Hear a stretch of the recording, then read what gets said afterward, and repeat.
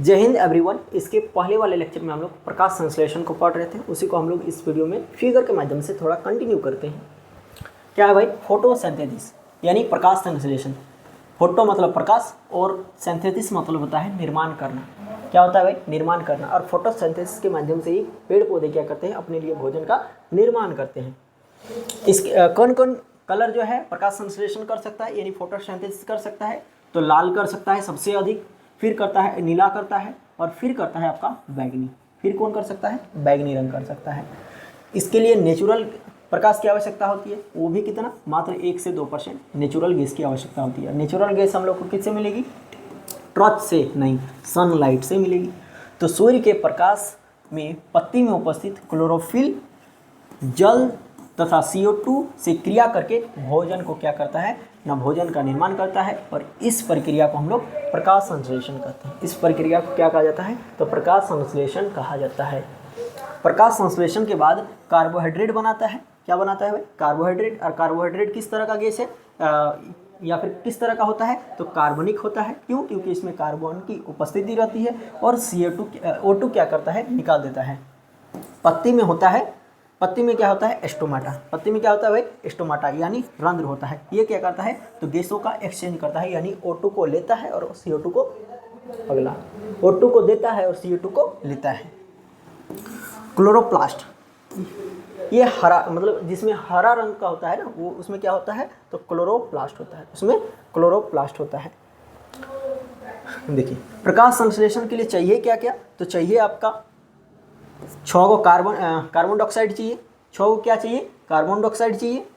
12 लोटा पानी चाहिए, और आपका प्रकाश चाहिए, और क्लोरोप्लास्ट चाहिए। उसके बाद क्या हो जाएगा? आपका फोटोसिंथेसिस हो जाएगा और निर्माण करेगा आपका कार्बोहाइड्रेट का, यानी C6H12O6 का निर्माण करेगा। और क्या रिलीज करेगा? तो पानी रिलीज करेगा और O2 को उड़ा देगा।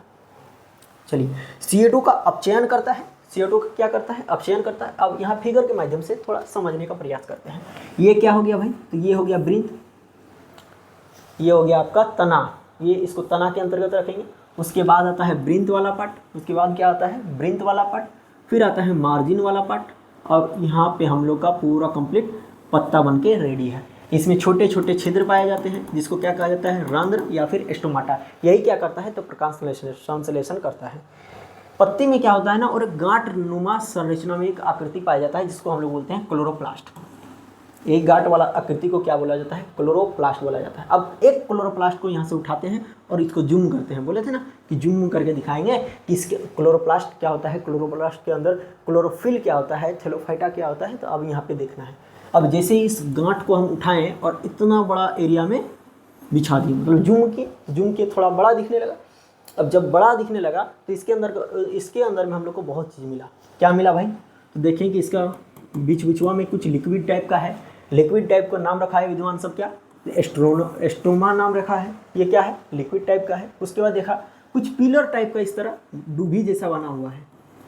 डूभी जैसा क्या बना हुआ है? तो पिलर के समान डूभी बहुत सारा रखा हुआ है। इसको नाम दिया इन लोगों ने ग्रेना। क्या नाम दिया? ग्रेना। एक पिलर के समान है। और एक पिलर को बोला जाता है, मतलब एक डूभी को बोला जाता है थैलोफाइटा। क्या बोला जाता है भाई? थैलोफाइटा बोला जाता है। तो थैलोफाइटा का समूह को क्या कहेंगे? ग्रेना कहेंगे। थैलोफाइटा के समूह को ग्रेना कहेंगे। अब एक थैलोफाइटा को उठाओ, एक थैलोफाइटा को उठा लिए भाई। थैलोफाइटा को जब जूम किया गया तो उसके अंदर में मिल गया हम लोग को क्लोरोफिल। क्या मिल गया? क्लोरोप्लास्ट नहीं, क्लोरोप्लास्ट पत्ती का गांठ वाला एरिया है, उसको बोलेंगे क्लोरोप्लास्ट। उसको जब हम लोग जूम किए तो हम लोग को 2 चीज़ निकला। एक ग्रेना जो आपका पिलर के समान था, दूसरा निकला लिक्विड के समान आपका स्ट्रोमा। लिक्विड के समान था उसको बोलेंगे स्ट्रोमा, और जो पिलर के समान है उसको बोलेंगे ग्रेना या फिर ग्राना। क्या बोलेंगे भाई? ग्रेना या फिर ग्राना। अब जब एक को उठाएं, एक डूभी को उठाएं, तो उसका नाम रखे थे डूभी का क्या नाम था? तो थैलोफाइटा था। जबकि डूभी के समूह को क्या कहा गया? तो ग्राना कहा गया। अब थैलोफाइटा को उठाएं, उसको जूम किए तो उसके अंदर में निकल गया हम लोग का क्लोरोफिल। क्या निकल गया? क्लोरोफिल। जब क्लोरोफिल का अध्ययन किया गया तो उसके अंदर में निकल गया मैग्नीशियम। क्या निकल गया भाई? मैग्नीशियम। मैग्नीशियम को जब अध्ययन किए तो उसके अंदर में निकल गया इलेक्ट्रॉन। क्या निकल गया? इलेक्ट्रॉन। अब जब प्रकाश यहाँ पड़ेगा पत्ती में पड़ेगा तो पत्ती के माध्यम से कहाँ जाएगा, तो गांठ वाला एरिया को क्या बोलते हैं, तो क्लोरोप्लास्ट बोलते हैं। क्लोरोप्लास्ट में जैसे ही जाएगा तो ग्रेना में अंदर घुसेगा, ग्राना के द्वारा थैलोफाइटा में जाएगा, थैलोफाइटा के अंदर माध्यम से कहाँ जाएगा, क्लोरोफिल में जाएगा, और क्लोरोफिल के माध्यम से आपका जाएगा मैग्नीशियम में, और मैग्नीशियम के माध्यम से जाएगा इलेक्ट्रॉन में। प्रकाश कहाँ पहुँच गया है, इलेक्ट्रॉन में। इलेक्ट्रॉन को अब गर्म करेगा, इलेक्ट्रॉन को क्या करेगा, गर्म करेगा। अब गर्म करेगा तो भाई रिएक्शन करेगा कोई चीज़, तुम लोग को कोई छेड़ेगा तो तुम लोग गुस्साएगा, और गुस्साएगा तो पीटेगा। तो उसी तरह जब इलेक्ट्रॉन को गर्म किया गया तो यह क्या करेगा, रिएक्शन करेगा, और ये रिएक्शन करके एटीपी का निर्माण करता है। क्या निर्माण करता है भाई, एटीपी का निर्माण करता है। और क्या करता है भाई, मतलब थोड़ थार के एटीपी का निर्माण कर देता है। और क्या करता है, एनएडीपी का निर्माण करता है, एनएडीपी का निर्माण करता है। और क्या करता है, साथ ही साथ जल अपघटन करता है, जल का अपघटन करता है, यानी जल को दो भाग में तोड़ देता है। जल को क्या करता है न, दो भाग में तोड़ देता है। तो जल हो गया H2, जल का फॉर्मूला क्या है भाई, H2O, H को अलग कर दिया और O को अलग कर दिया। अब बोलता है NADPA कि हम क्या करेंगे, हम रिएक्शन करेंगे। वो बोलता है कर लो ना भाई, यहाँ दो चीज़ तोड़े हैं, किसी एक को उठा लो। तो NADP क्या करता है, H2 को उठा लेता है। H2 को जैसे ही उठा लेता है तो ये जो रिएक्शन किया है NADPH2 बन गया। तो इसी को कहा गया है हिल रिएक्शन। हिल रिएक्शन जब भी होगा प्रकाश की उपस्थिति में होगा। प्रकाश आएगा किसके माध्यम से, तो ग्राना के माध्यम से। ग्राना के माध्यम से कहाँ जाएगा, थैलोफाइटा में। थैलोफाइटा के माध्यम से जाएगा क्लोरोफिल में, और क्लोरोफिल के माध्यम से जाएगा मैग्नीशियम में। मैग्नीशियम में उपस्थित इलेक्ट्रॉन को क्या करेगा, गर्म करेगा, और गर्म करने के फलस्वरूप इलेक्ट्रॉन क्या करेगा, एटीपी का निर्माण करेगा, एनएडीपी का निर्माण करेगा, और जल अपघटन करेगा। जल अपघटन के फलस्वरूप एनएडीपी रिएक्शन करके NADPH2 बनाएगा, और NADPH2 को कहा गया है हिल रिएक्शन। यह हिल नामक विद्वान ने दिया था। इसको लाइट की जरूरत पड़ी, इसलिए इसको लाइट रिएक्शन भी कहा गया। NADP को लाइट रिएक्शन बोलो या फिर हिल रिएक्शन बोलो। हिल रिएक्शन इसलिए क्योंकि हिल विद्वान ने दिया, फलना कोई आदमी ने दिया होता तो फलना रिएक्शन बोलते। चलो यहाँ तक समझ में आ गया। अब देखो, ये तो ग्रेने वाला पार्ट हो गया, यहाँ पे हो गया थैलोफाइटा, क्लोरोफिल, मैग्नीशियम, इलेक्ट्रॉन। अब ये जो है एस्ट्रोमा वाला पार्ट, ये क्या करता है कि हम ही कोनो बनाएंगे। तो ये जैसे ही हिल रिएक्शन कंप्लीट हुआ, हिल रिएक्शन के माध्यम से NADP का निर्माण हुआ, आपका क्लोरोप्लास्ट में उपस्थित एस्ट्रोमा क्या करता है, RUDP का निर्माण करता है। RUDP का क्या करता है, निर्माण कर देता है। अब RUDP का निर्माण जैसे ही हो गया एस्ट्रोनोमा में, ये बोलता है कि हमको भी चाहिए वो साथी। RUDP क्या करता है कि हमको भी चाहिए एक साथी। तो ये बोलता है क्या नाम है इसका, ग्राना बोलता है कि ठीक है, यहाँ पे NADP रिएक्शन करके H2 को ले लिया है, तो O बचा हुआ है, O के तुम ले लो, यानी ऑक्सीजन को तुम ले लो। पगला है ये बोलता है, एस्ट्रोमा बोलता है पगला है, उसका जुट्ठा तो खाएंगे, जुट्ठा नहीं खाएंगे, हम क्या करेंगे, दूसरा चीज़ को मंगाएंगे। तो दूसरा चीज़ देखा बाहर में ताक झाँक के, तो दूसरा चीज़ इसको बाहर में मिल गया। क्या बाहर में किस चीज़ की अधिकता है, तो CO2 की अधिकता है। अब CO2 को क्या बोला कि अंदर बुला लिया। अब पत्ती में इंटर हो गया है CO2, किसके माध्यम से इंटर किया होगा, तो इंटर किया होगा आपका रंध्र के माध्यम से, यानी स्टोमेटा के माध्यम से। यानी स्टोमेटा क्या करता है, गैसों का एक्सचेंज किया। अब यहाँ पे हो गया है CO2 भी हो गया है, O2 भी हो गया है, NADPH2 भी हो गया है। यहाँ पे छोटा एरिया था, उसमें एक आदमी एक्स्ट्रा हो गया है। अब किसी को तो बाहर निकालना पड़ेगा ना, तो इसको बोलता है RUDP को कि तुम बाहर से काहे बुलाया भाई, इसको हटाओ, CO2 को हटाओ। ये पगला है, तुम रिएक्शन किया है, तुमको हम बोले कि इसको तुम काहे घुसाया। NADP को काहे, NADP तुम था ठीक, उसके बाद NADPH2 काहे बनाया तुम अपने आप, तुम उसको निकाल दो H2 को। और कैसे हम निकालेंगे भाई, यहाँ सनलाइट पड़ रहा है और हमको हिल रिएक्शन करना पड़ा है, और हिल रिएक्शन के माध्यम से हम ये लिए हैं, और ठीक है। तो क्या करता है, तो निकल जाता है आपका O, निकल जाता है O क्या करता है, रूस रास के निकल जाता है।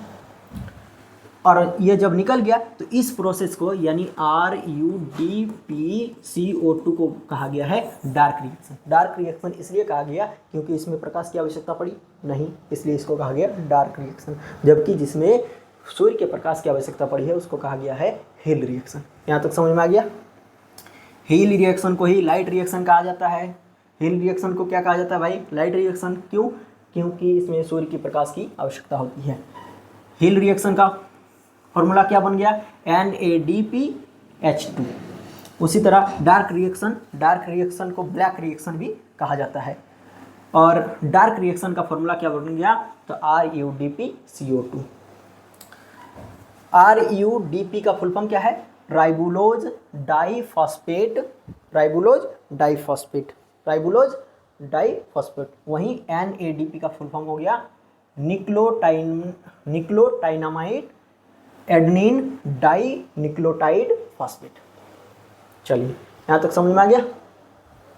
हेल रिएक्शन, डार्क रिएक्शन, सूर्य वही चीज़ लिखा हुआ है, जो चीज़ समझाएं वही चीज़ लिखा हुआ है बस, कि सूर्य के प्रकाश को लाइट रिएक्शन कहा जाता है। इसकी खोज वैज्ञानिक हिल ने किया था, इसलिए इसको हिल रिएक्शन कहा जाता है। जब सूर्य का प्रकाश पत्तियों में पड़ता है तो पत्तियों में पाए जाने वाला ग्राना, जो एक स्तंभ के समान संरचना में होता है, ये क्या करता है, तो ग्राना में उपस्थित या फिर ग्राना में के माध्यम से थैलोफाइटा में जाता है, और थैलोफाइटा के माध्यम से क्लोरोफिल में जाता है, क्लोरोफिल के माध्यम से मैग्नीशियम में जाता है, मैग्नीशियम में उपस्थित होता है क्या, इलेक्ट्रॉन उपस्थित होता है। फिर इलेक्ट्रॉन चार्ज हो जाता है और एक्टिव हो जाता है, फलस्वरूप ATP का निर्माण करता है, साथ ही साथ NADP का निर्माण करता है और जल अपघटन की क्रिया करता है। जल अपघटन करता है यानी H2 को अलग कर देता है और O को अलग कर देता है, और फिर हो जाता है हिल रिएक्शन। इसके साथ रिएक्शन करके H2 को साथ रिएक्शन करके बनाता है हिल रिएक्शन यानी NADPH2, हाँ, जिसे हिल रिएक्शन कहा जाता है। स्ट्रोमा में जैसे ही हिल रिएक्शन कंप्लीट होता है, जैसे ही हिल रिएक्शन कंप्लीट होता है, स्ट्रोमा में बनता है आपका RuDp। ये क्या करता है, ये बाहर से CO2 को बुला लेता है और O2 को निकाल देता है। बताएं कि कैसे निकालता है, क्यों निकालता है, क्योंकि वहाँ पे जगह फुल हो जाता है। स्ट्रोमा में जो रिएक्शन हुआ उसको कहा गया RuDpCO2 यानी डार्क रिएक्शन। प्रकाश संश्लेषण क्या है भाई, तो प्रकाश संश्लेषण वह प्रक्रिया है जब सूर्य की उपस्थिति में पेड़ पौधे अपना भोजन बना लेते हैं। यह एक बहुत ही जटिल प्रक्रिया है जो हिल रिएक्शन तथा डार्क रिएक्शन के माध्यम से कंप्लीट होती है। यह शोषण से 8 गुना तेज यानी 7 गुना तेज या फिर शोषण की क्रिया से तेज होती है। प्रकाश संश्लेषण के लिए 35 से 40 डिग्री टेम्परेचर की आवश्यकता होती है या फिर 1 से 2% प्रकाश की आवश्यकता होती है। लाल, नीला, बैंगनी रंग प्रकाश संश्लेषण कर सकता है, शेष रंग प्रकाश संश्लेषण जो है नहीं कर सकता है। सेम चीज़ लिखा हुआ है। रात के समय प्रकाश संश्लेषण नहीं होता है। भाई प्रकाश संश्लेषण क्यों नहीं होगा, क्योंकि प्रकाश के संश्लेषण के लिए चाहिए हमको नेचुरल लाइट। रात में क्या सूरज निकलता है, तो सूर्य नहीं निकलता है, नेचुरल लाइट नहीं मिलेगा, तो प्रकाश संश्लेषण कैसे करेगा, मोमबत्ती से। प्रकाश संश्लेषण के द्वारा ऑक्सीजन जल के अपघटन से मिलता है। ऑक्सीजन कहाँ से मिलता है, तो जल का अपघटन, यानी H2O को तोड़ दिया था ना, H2O को, तो ऑक्सीजन कहाँ से मिला, जल अपघटन से मिला। इस क्रिया में CO2 का उपचयन होता है। यह ऑक्सीकरण तथा आवरण दोनों की क्रिया करती है। ऑक्सीकरण तथा आवरण की क्रिया करती है। इनमें क्रिया गैसों का विन्यास स्टोमेटा के द्वारा होता है। वही गैसों का एक्सचेंज, विन्यास मतलब क्या होता है, एक्सचेंज किसके द्वारा होता है, तो स्टोमेटा के द्वारा होता है। बताए थे इसका फॉर्मूला कि 6 को क्या चाहिए, तो 6 को चाहिए हम लोग को कार्बन डाइऑक्साइड, 12 लोटा पानी चाहिए और उसके बाद प्रकाश चाहिए, फिर क्लोरोफिल चाहिए और क्या बनाएगा आपका बना दिया कार्बोहाइड्रेट का फॉर्मूला C6H12O6 और प्लस H2O 6H2O और 6O2।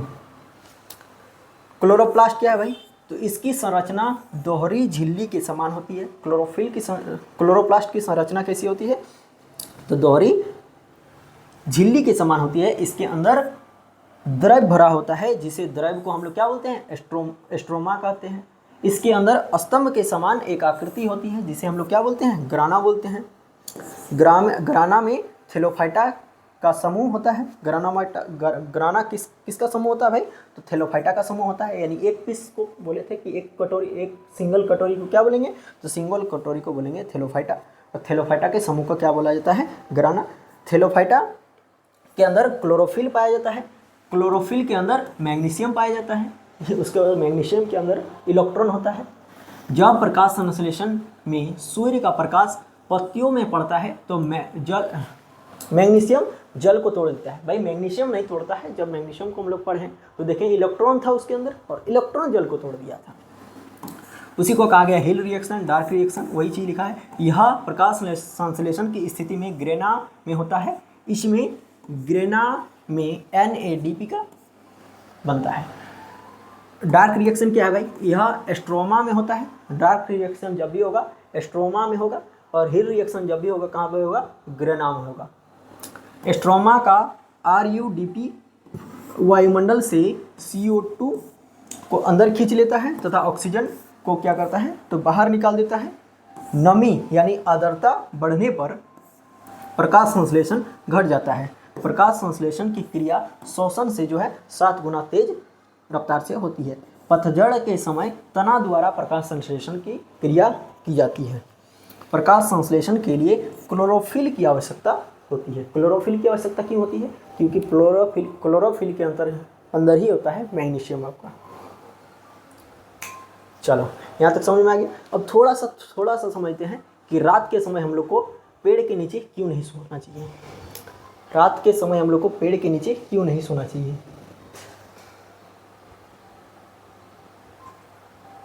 कहाँ गया? इसके बाद बोला है ना।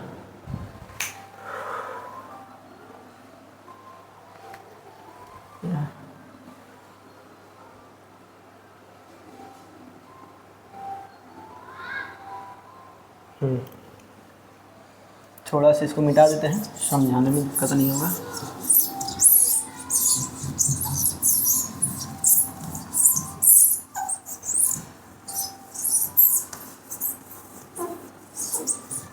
कहा जाता है ना कि रात के समय पेड़ के नीचे नहीं सोना चाहिए। क्यों?